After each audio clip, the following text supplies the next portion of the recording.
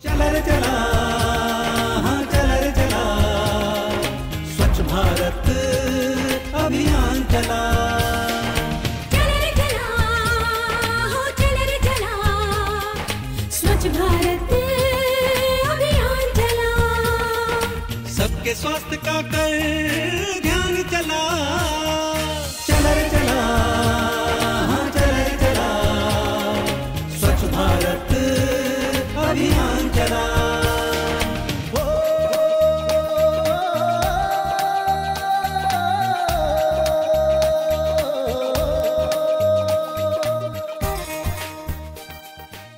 नमस्कार, स्वच्छ भारत में आपका स्वागत है। महात्मा गांधी ने जिस भारत की कल्पना की थी उसमें केवल राजनीतिक आज़ादी नहीं थी, बल्कि स्वच्छ, रोगमुक्त और विकसित देश की कल्पना की थी। राजनीतिक आज़ादी तो हमें मिल चुकी है, लेकिन अब समय आ गया है जब हम गंदगी को दूर करके देश की सही मायने में सेवा कर सकते हैं। ऐसे बहुत से लोग हैं जो इस क्षेत्र में महत्वपूर्ण योगदान दे रहे हैं। उन्हीं में से एक हैं डॉक्टर निपुण विनायक, जो वर्तमान में मंत्रिमंडल सचिवालय में कार्यरत हैं। पूर्व में आप महाराष्ट्र में विभिन्न पदों पर रहे और उन्होंने स्वच्छता के क्षेत्र में मिसाल कायम की। स्वागत है आपका डॉक्टर निपुण हमारे इस कार्यक्रम में। डॉक्टर निपुण, हम आपके जो अनुभव रहे हैं उनसे साझा होना चाहते हैं और गांवों में, शहरों में आपने जो स्वच्छता के प्रति जो अभियान छेड़ा था और जो कार्य किया था उसके लिए हम और आपसे जानना चाहते हैं। सबसे पहले हम बात करेंगे जालना ज़िले में, और वहाँ पर आपने 150 गांवों को शौच मुक्त किया था।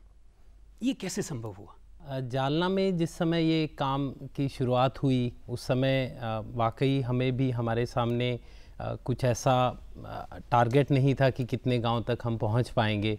संपूर्ण स्वच्छता अभियान और महाराष्ट्र में संत गाडगे बाबा अभियान की उस समय एक शुरुआत थी।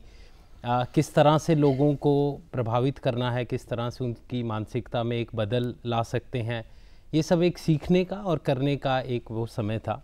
गांव में जिस समय हम लोग जाते थे तो ये बात देखी गई कि लोग इस विषय को किस तरह से देख रहे हैं जी। क्या लोगों को टॉयलेट की आवश्यकता महसूस हो रही है, ये एजेंडा किसका है। मतलब ये कहना, सब लोग कहते हैं कि हमें ये अच्छा नहीं लगता अस्वच्छता, लेकिन वाकई में लोग इससे किस हद तक पीड़ित हैं। विशेषता अगर कोई किसी संडास है या शौचालय खुले में कर रहा है, उससे हेल्थ पे जो परिणाम हो रहा है, तो ये वाकई में लोग इससे बहुत अधिक प्रभावित हैं। और जब उनसे इस बारे में बातचीत एक गवर्नमेंट टू पीपल ना करते हुए एक सेम प्लेटफॉर्म पे बैठ के जब बातचीत शुरू हुई, तो इसमें एक कलेक्टिवली लोगों ने ये डिसाइड किया कि हम ये सिचुएशन को खुद बदलना चाहते हैं। संसाधनों की कमी और गरीबी, इससे भी बड़ा कारण है आदत। जो आदत है उसको बदलना बहुत ज़रूरी है। तो ये, क्योंकि ज़्यादातर लोग कहते हैं कि हमारे पास संसाधन नहीं है या कमी है, इस वजह से हम लोग नहीं कर पा रहे हैं। अगर आदत बदल देंगे तो अपने आप समस्या का सुझाव हो जाए। बिहेवियर चेंज का जो इशू है आपने बताया, इसको एड्रेस करने के लिए आज बहुत सी ऐसी अप्रोचेस हैं, जिस तरह कम्युनिटी लेड अप्रोचेस जिनको बोला जाता है, जिसमें आप ट्रेडिशनल मेथड में एज अ गवर्नमेंट जाके उनको भाषण देंगे, उनको बोलेंगे टॉयलेट बनाओ, वो अप्रोच ना करते हुए लोगों के साथ आप मिलकर वस्तुतः एक जहाँ पे समस्या है आपकी, जहाँ पे लोगों ने खुले में शौच किया है, वहाँ पे जब आप खड़े होके ये बातचीत शुरू करते हैं कि भैया ये जो संडास है, ये जो गूं है, ये गूं किसका गूं है, तो उस समय जो चर्चा आपकी शुरू लोगों से होती है वो एक नाटक की तरह शुरू होती है। जो गांवों का आपका जो अनुभव रहा जालना ज़िले में खासकर, इसके बारे में तो आपने बताया कि एक सफल अभियान रहा। शहर में भी गए, अब शहरों में भी आपने, नांदेड़ जो है बहुत बड़ा एक शहर है, वहाँ पे आपने बहुत बड़ा कार्य किया, उसके बारे में भी हम जानेंगे। लेकिन हम आपको लिए चलते हैं जालना ज़िले में ही, जहाँ पर के इस क्षेत्र में बहुत अच्छा कार्य हुआ और एक अपने आप में मिसाल बन गई। आइए देखते हैं उसकी एक झलक।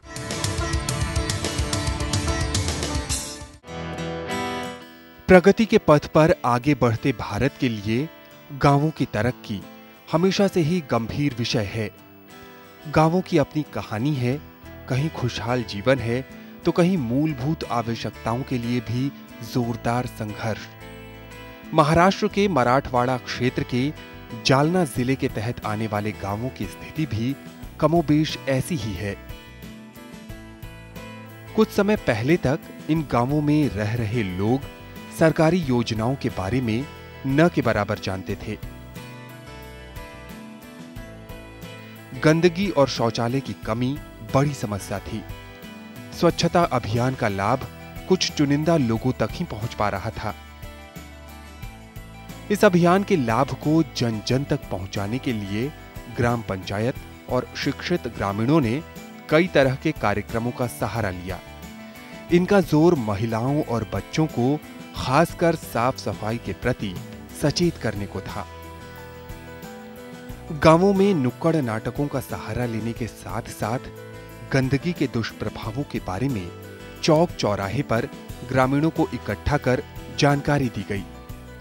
लोगों को पोस्टरों के सहारे भी शौचालयों की अहमियत बताई गई।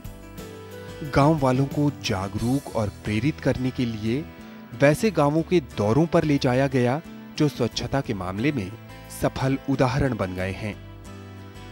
इन जगहों को देखकर इन्हें भी लगा कि संपूर्ण स्वच्छता के लक्ष्य को हासिल करना असंभव नहीं है। देखते ही देखते गांवों में शौचालयों का निर्माण शुरू हो गया। प्रारंभ में अस्थायी घेरा बनाकर शौचालय बनवाए गए। ग्रामीणों ने ठान लिया कि चाहे कुछ भी हो, अब शौच के लिए बाहर नहीं जाना है। हागणदारी मुक्तीची चळवळ। हमने समय समय पर बैठकों का आयोजन किया जिसमें हमारा जोर खुले में शौच जाने की ग्रामीणों की आदत को बदलने का था। हमने जो उम्मीदें की थीं, परिणाम उससे भी बेहतर रहा।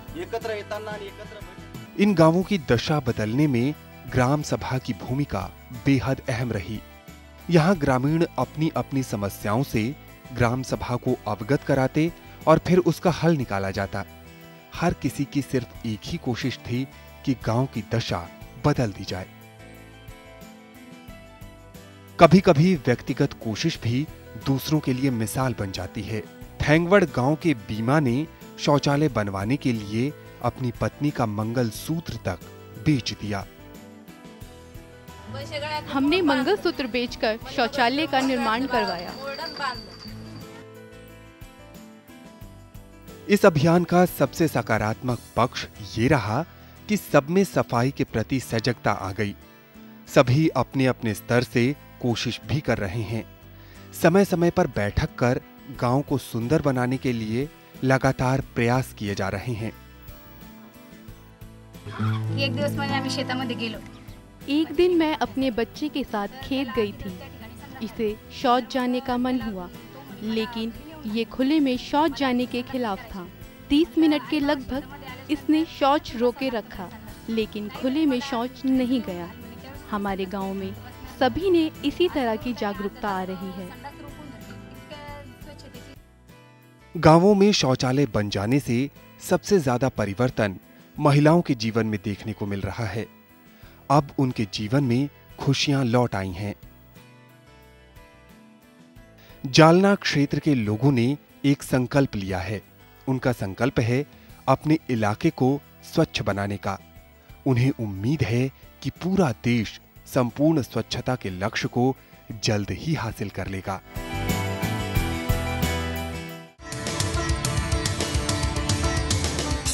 4 5 6 पंजे 30। दिमाग तो हवाई जहाज है तेरा। नाना राकेट। हाँ हाँ रॉकेट। राकेट जी कहाँ? अम्मा खेत में आई है। जा रख ले। मुन्नी बीमार जो होने वाली है। बीमार? खुले में शौच करेगी, उस पे मंडराएंगी मक्खियाँ। फिर वही मक्खियाँ तेरे बनाए खाने पर बैठ उसे दूषित करेंगी और मुन्नी को बीमार। घर में शौचालय बनवा और इस्तेमाल कर। स्वच्छ भारत मिशन, एक कदम स्वच्छता की ओर। जहाँ सोच वहाँ शौचालय। डॉक्टर साहब, शहरों की समस्याएं अलग हैं। वहाँ जो हो सकता है कि खुले में शौच जाने की समस्या इतनी बड़ी ना हो, लेकिन गंदगी की समस्या बहुत बड़ी है। तो शहरों में, अब नांदेड़ का भी जिक्र करते हैं, वहाँ पर भी एक आपने मिसाल के तौर पर वहाँ के लोगों को इतना जागृत किया कि लोग घर घर से जो है कूड़ा दूसरी जगह पर, जो नियमित जगह है वहाँ पर जाकर फेंकने लगे अपने आप ही। ये सब कार्य कैसे हुआ? हम लोगों के लिए भी एक चुनौती थी, क्योंकि ऐसा माना जाता है कि गांव में लोग एक साथ सामूहिक काम करने के लिए इकट्ठा आने के जो चांसेस हैं वो ज़्यादा हैं, जबकि शहर में लोग एक साथ एक विषय पे जुड़ना मुश्किल है।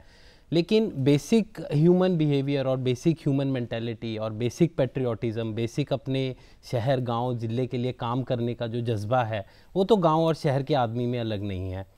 एक शहर को अगर आप देखिए तो वो 1000 छोटे गांव का एक मिश्रण की तरह आप उसको देख सकते हैं। तो नांदेड़ जब हमने शहर में इस काम को हाथ में लिया, तो जालना से थोड़ा वो अलग इस हिसाब से था कि इसमें हमने कुछ संस्थाएं जो इस काम में बिहेवियर चेंज में एक्सपर्ट हैं, उनको म्युनिसिपल कॉरपोरेशन ने एंगेज किया, क्योंकि आज गवर्नमेंट में शायद सब स्किल सेट्स अवेलेबल नहीं हैं। तो ये बहुत ही समझदारी और ज़रूरत की बात है कि जो लोग जिस काम में अच्छे हैं, प्रोफेशनल हैं, आप उनको अपने साथ जोड़िए। At the end of the day हर भारतीय का ये उद्देश्य है कि हमारा देश, गांव अच्छा होना चाहिए। तो उन लोगों को हमने इन्वॉल्व किया। इन लोगों ने आगे एक एक कम्युनिटी में जाके जब बात शुरू की, एक नए कूड़े कचरे के हिसाब से जो ट्रिगर टूल्स हैं, क्योंकि अभी तक जो ट्रिगरिंग थी वो ज़्यादा खुले में शौच के हिसाब से तो मतलब बहुत अभी जानी जा चुकी है, लेकिन कचरे के हिसाब से क्या टूल्स होंगे उसको डिवाइस किया गया और सब लोग फिर से एक प्लेटफॉर्म पे बैठे और ये बातचीत हुई कि कॉरपोरेशन की ये 5 जवाबदारियां हैं, लोगों की ये 5 जवाबदारियां हैं। तो कचरे की समस्या को लोग कॉरपोरेशन पे उंगली दिखा के कि आपकी वजह से नहीं हो रहा, यही मैं आपसे कहना चाह रहा था, क्योंकि लोगों की सोच ये रहती है कि कचरा है, सफाई है, ये जिम्मेदारी सरकार की है या प्रशासन की है, मेरा काम क्या है। ये जो सोच थी, उस सोच में बदलाव कैसे आया? देखिए, उस सोच में बदलाव इसलिए आया क्योंकि सबसे पहले जो हम लोग गवर्नमेंट में जैसे काम करते हैं, ये बहुत आसान है कहना कि लोगों की सोच इस तरह की है। हमारी सोच क्या है? हमारी सोच भी ये है आज की लोग सुनते नहीं, लोग कचरा फैलाते हैं, वो सब ठीक है, लेकिन आप अपनी ड्यूटी क्या पूरी तरह से कर रहे हैं? अगर ये इंट्रोस्पेक्शन हम खुद करें और अपनी मानसिकता को पहले बदलने की तैयारी रखें, तो मुझे नहीं लगता कि हम और लोग आपस में एक दूसरे के सामने बैठने की बात रहेगी। फिर दोनों ये बातचीत कर पाएंगे कि ठीक है, कॉरपोरेशन या सरकार की ये जवाबदारियां हैं कि कम से कम एक बार तो मुझे आपके यहाँ घंटा गाड़ी भेजनी है, वो मेरी रिस्पॉन्सिबिलिटी है। आप क्या करेंगे? तो लोग बोलेंगे ठीक है, फिर हम भी ये तय करेंगे कि आपकी एक बार घंटा गाड़ी आ गई अगर, तो बाकी के समय हम कचरा संभाल के रखेंगे, खुले में नहीं। तो क्या कुछ ऐसा भी शुरू किया गया जिससे कि ये तो होगी बातचीत जी, और आपने उनको राजी किया और उन्होंने ऐसा करना शुरू कर दिया, जो नहीं करता इसके बावजूद भी? तो क्या कुछ ऐसा भी था कि सजा का प्रावधान या कुछ ऐसा किया गया कि उनको सरपंच शर्मिंदा किया जाए पब्लिकली? जो मेरे एक सरपंच मित्र ने एक बात जो मुझे सिखाई, आज तक मुझे याद है, हर समाज, हर एक इकोसिस्टम में 3 तरह के लोग रहते हैं। एक होते हैं कापूर जैसे लोग। कापूर का गुण धर्म है कि आपने उसको जलाया तो वो एकदम चिंगारी लेता है। इस तरह के 10% लोग, 10% लोग हर समाज में रहते हैं, जो किसी भी अच्छे कार्य के लिए वो इसकी वेट कर रहे होते हैं कि कब शासन या प्रशासन ऐसा कुछ शुरू करे तो हम लोग उसमें जुड़ जाएं। दोज आर दी पीपल जिनके अंदर एक आग पहले से है।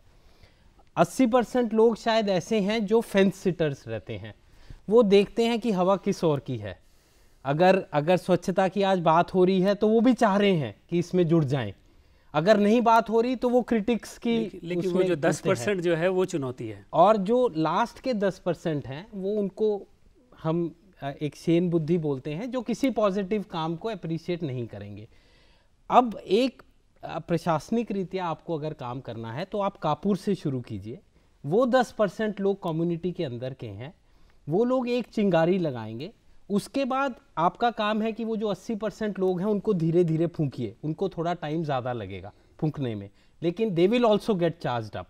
ये 90% अगर आपके ऑन बोर्ड आ गए तो वो 10% लोग फिर कल को आपको ज्वाइन करने के सिवाय उनके पास कोई पर्याय नहीं है। तो ये एक फिलॉसफी है, you need not start with people who are opposing.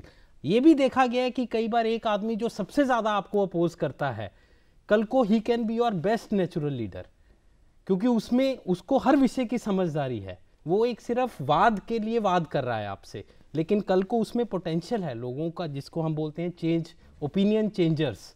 तो उसमें अगर ये पोटेंशियल है, आज अगर वो आपसे लड़ने की क्षमता रख रहा है, तो कल वो लोगों को सही राह दिखाने की भी क्षमता मुझे लगता है ये पॉजिटिव जो आपकी सोच है, इसी सोच ने आपको जो है वो अपने इस कार्य में बहुत आगे तक आप पहुंचाया। हम आपसे बातचीत अपनी जारी रखेंगे और अब हम आपको लिए चलते हैं असम के नलवाड़ी जिले में। देखते हैं वहाँ पर स्वच्छता के क्षेत्र में क्या क्या कार्य हो रहे हैं।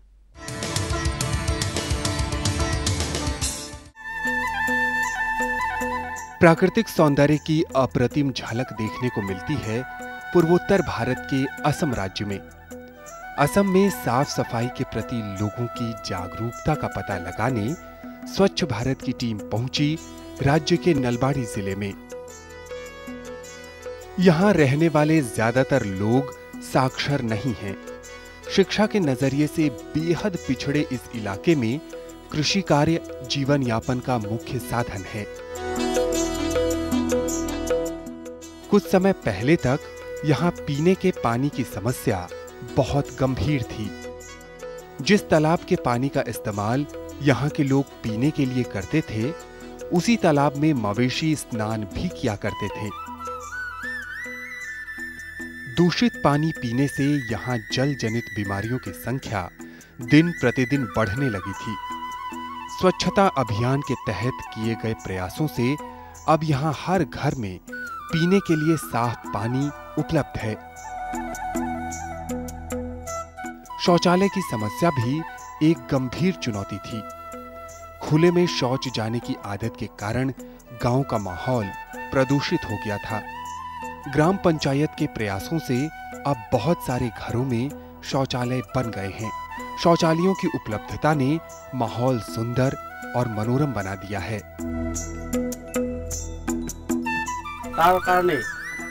जल जनित बीमारियों से लोगों को बचाने के लिए ग्राम पंचायत ने घर घर स्वच्छ जल की सुविधा बहुत हद तक मुहैया कराने में सफलता पाई है। पहले हमारे यहाँ लोग जलाशयों से पानी पीते थे, लेकिन 2013 में ग्राम पंचायत ने सप्लाई वाटर घर घर पहुंचाने की व्यवस्था शुरू की। दूषित जल के बुरे प्रभावों से लोगों को बचाने के लिए ग्राम पंचायत ने कई स्तर पर जन जागरूकता कार्यक्रमों का आयोजन भी किया। सभी ग्रामीणों तक स्वच्छ पानी की सुविधा मुहैया कराने की जिम्मेदारी हम सब की है। स्वच्छ जल की उपलब्धता हमेशा से ही इस इलाके के लिए गंभीर समस्या रही है। हमने सभी को साथ लेकर इस समस्या का हल तलाशने की कोशिश की। हर किसी की यही इच्छा है कि वो अपने स्तर से जहां तक हो सके गांव के विकास में मदद दे सके। नलबाड़ी जिले में जल की शुद्धता मालूम करने के लिए समय समय पर पानी की वैज्ञानिक पद्धति से जांच भी की जाती है।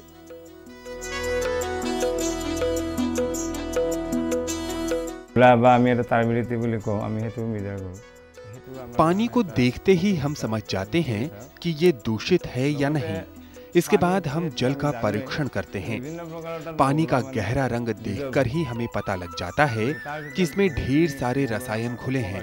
एक हद तक ही हम प्रदूषित जल को साफ और पीने योग्य बना सकते हैं। पानी में आयरन, आर्सेनिक, जिंक और फ्लोराइड की मात्रा एक सीमा के तहत ही होनी चाहिए।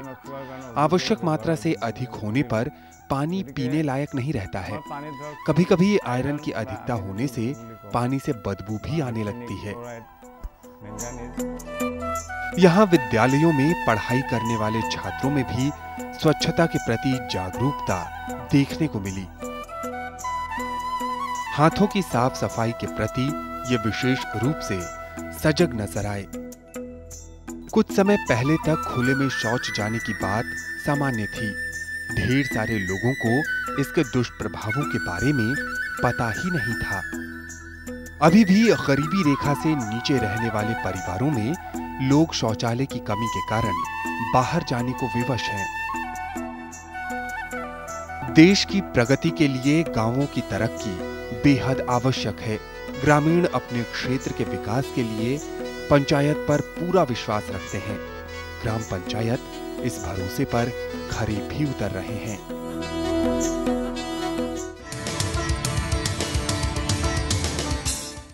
प्रियंका भारती।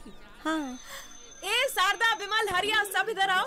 ये प्रियंका, बहुत नाम है इनका। अपनी इज्जत और स्वच्छता की खातिर अपने लगन के दूसरे दिन ससुराल छोड़ने की हिम्मत दिखाई और अपने मर्द से शौचालय बनवाने की मांग की। सुना उसने? जब सोच और इरादा नेक हो तो सब सुनते हैं, जैसे इसके मर्द ने सुना।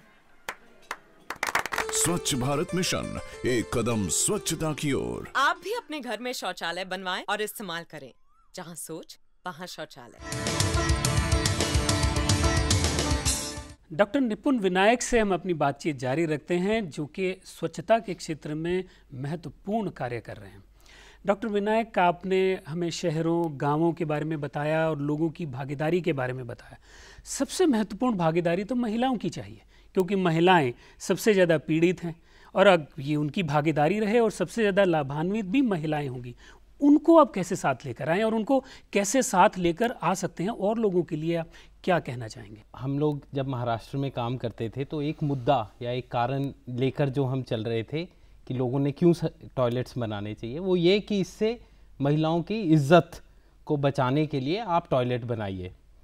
तो ये बात जब करते थे, ऐसे में मेरे एक मित्र ने एक सवाल मुझसे एक दिन पूछा कि हम लोग महिलाओं की इज्जत की बात कर रहे हैं कि उसकी वजह से हमें टॉयलेट बनाना है, पुरुषों की कोई इज्जत नहीं है जिसको बचाने की ज़रूरत है? क्योंकि खुले में तो शौचालय पुरुष भी जा रहा है, महिलाएं भी जा रही हैं। लेकिन आज ये वस्तुस्थिति है कि ग्रामीण भाग में आज एटलीस्ट महाराष्ट्र के लिए तो मैं ये बात कह सकता हूँ, आप गांव में जाइए, एंट्री होती है, वहाँ पे रोड पे दोनों तरफ लोग बैठे रहते हैं, पुरुष भी बैठे रहते हैं, महिलाओं का थोड़ा हटके वो स्थान रहता है। आज आप वहाँ से क्रॉस करेंगे तो पुरुष उठेंगे भी नहीं। अगर वो बैठ के वहाँ पे टॉयलेट कर रहे हैं, वो सिर्फ अपना चेहरा नीचे कर लेंगे। तो उन्होंने अपनी शर्म को छुपाने का एक इजी तरीका चेहरा नीचे करना। जबकि महिलाएं आज अगर बैठी हैं और आप क्रॉस कर रहे हैं, तो जितनी बार आप जाएंगे उतनी बार वो महिला वो प्रक्रिया करते हुए उठेगी बैठेगी। तो इसकी पीड़ा एक महिला से ज़्यादा कोई नहीं समझ सकता है। आज जो महिलाओं का हर तरह का मोलेस्टेशन के केसेस, 50% ऑफ वुमेन जो जिनको इस कार्य के लिए जाना पड़ता है बाहर, उनको ये सब फेस करना पड़ता है। तो महिलाओं में के लिए, और अगर आप प्रेग्नेंट हैं, वो तो, अगर आप उनको जोड़ा कैसे जाए इसके साथ? तो वो बचत गट के माध्यम से अगर आप इसको देखें, क्योंकि ये हम पहले भी बात कर चुके हैं, पैसे का मुद्दा ये नहीं है। तो अगर मुद्दा ये है कि पूरे गांव ने टॉयलेट्स बनाने हैं, पूरे गांव ने शौच मुक्त होना है, तो हो सकता है उस गांव में एक भिखारी भी हो सकता है उस गांव में कुछ बहुत गरीब लोग हों, तो वो इस काम को कैसे करें? तो ऐसा भी अनुभव हमें आए कि बचत गट ने कुछ गांव में कुछ ऐसे जो सबसे गरीब लोग हैं उनको कुछ लोन्स दिए। वो लोग इसमें, महिलाओं ने एक उन्होंने एक आगे आए और इस काम को हाथ में लिया, क्योंकि उनका कहना था कि कई जगह पुरुष मंडली, अगर डिसीजन लेने वाली पुरुष मंडली है, लेकिन वो बॉदर्ड नहीं है कि महिलाओं को क्या प्रॉब्लम आ रही है, तो they can not continue to suffer. अब महिलाओं का जो कहते हैं ना रचनात्मक सहयोग, वो कैसे लिया जा सकता है? महिलाओं का सहयोग के लिए जो SHGs हैं, बचत गट की महिलाएं हैं, या विमेन इवन वो बचत गट में नहीं भी हों तो भी सेपरेटली उनको इस काम के लिए, जो बिहेवियरल चेंज में, they can take lead. Specially जो यंग एजुकेटेड गर्ल्स हैं उनको इस के लिए आगे लाया जा सकता है। आज अगर लड़कियां ऐसे घर में शादी करने से मना कर रही हैं जहां पे टॉयलेट नहीं है, तो मैं इसे बहुत बड़ी उपलब्धि मानूंगा, क्योंकि हम पिछले 10 साल से 20 साल से ये बात कह रहे हैं कि उस घर में लड़की नहीं दूंगा जहां पे टॉयलेट नहीं है, लेकिन किसी की शादी रुकी नहीं। तो ये स्लोगन लिखना, ये अवेयरनेस, ये एक बात है। आज हमें अवेयरनेस से दूसरी तरफ एक एक्शन की तरफ जाना पड़ेगा और इस तरह के डिसीजंस लेने पड़ेंगे जिसमें पुरुषों को भी साथ देना पड़ेगा। 2019 तक इस लक्ष्य को पूरा करना चाहते हैं। आपको क्या लगता है कि हमारे सामने सबसे बड़ी चुनौतियां क्या रहेंगी? देखिए, चुनौती मैं एक गांव में जिस समय ये एक सोशल मूवमेंट करके उभरता है, उस समय it is beyond your reach, ये जैसे फ्रीडम स्ट्रगल एक हमारी हुई थी, ये एक दूसरी फ्रीडम स्ट्रगल है। This is a freedom struggle from shit जो हमें आज लड़ना है। उसमें एक कवि ने बात कही जिन गांव में हम काम करते थे कि इसे आप अभियान ना समझो, ये अभिमान बन जाएगा हमारा, अपनी धरती को इतना सुंदर बनाए स्वर्गलोक भी गाएं गुणगान। ये हमारा काम गवर्नमेंट का क्या है कि लोगों में ऐसी पॉजिटिव ऊर्जा हम किस तरह भरें, वो कैसे होगा। आज हमारा काम टॉयलेट्स की कंस्ट्रक्शन एक हमारा गोल ना रखते हुए, अगर हम सिर्फ ये बात करें कि कितने विलेजेस शौच मुक्त हो गए, दोनों में फ़र्क है और बहुत इंपॉर्टेंट फ़र्क है। अगर एक गांव में 80% टॉयलेट्स भी आप बना लेते हैं तो उस गांव में हेल्थ से आपको कोई बेनिफिट नहीं होता। आपने बहुत अच्छा कार्य किया है डॉक्टर निपुण आप इस क्षेत्र में, और हम उम्मीद करते हैं आप आगे भी इस क्षेत्र में और योगदान देते रहेंगे। एक मार्गदर्शक के रूप में आप लोगों के सामने हैं और इस कार्य को हम 2019 तक पूरा कर पाएँ, आप जैसे लोगों का बहुत सहयोग रहेगा। आप हमारे इस कार्यक्रम में आए, बहुत बहुत धन्यवाद आपका। धन्यवाद। स्वच्छ भारत स्वस्थ भारत का संकल्प दोहराते हुए आज के इस कार्यक्रम में बस इतना ही। आप हमें अपने पत्र ईमेल भेजते रहें। पत्र लिखने का पता आपको हम बता दें। स्वच्छ भारत, कमरा नंबर 625, दूरदर्शन केंद्र, दूरदर्शन भवन फेज 2, मंडी हाउस, कोपरनिकस मार्ग, नई दिल्ली 110001। और आप हमें ईमेल भी भेज सकते हैं। ईमेल का पता है sp@ddkdaily.org.in। तो स्वच्छता के प्रति सजग रहेंगे और समय देंगे, इसी संकल्प के साथ आज के एपिसोड में बस इतना ही। तरुण बजाज और स्वच्छ भारत की पूरी टीम को दीजिए अनुमति। नमस्कार।